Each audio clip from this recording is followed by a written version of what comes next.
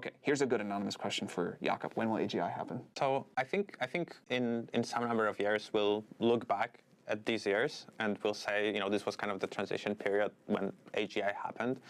I think, one way we thought about, I think as some said, like early on at OpenAI, we thought about AGI kind of emotionally as this like thing that is like the kind of ultimate solution of all the problems, and it's this like single point for which there is before and after. And I think we found that it's a bit more continuous than that. And so in particular for like various kind of benchmarks that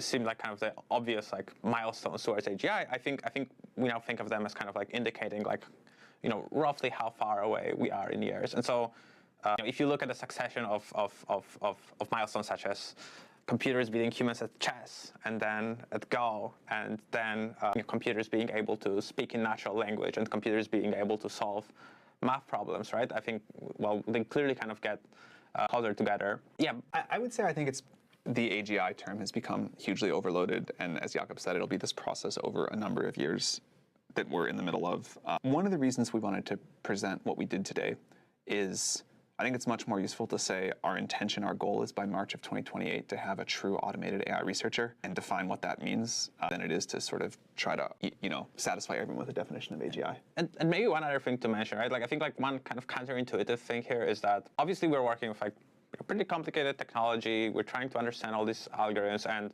maybe initially we kind of imagined that like AGI is the moment where you kind of have figured out all the answers, and it's kind of the final thing.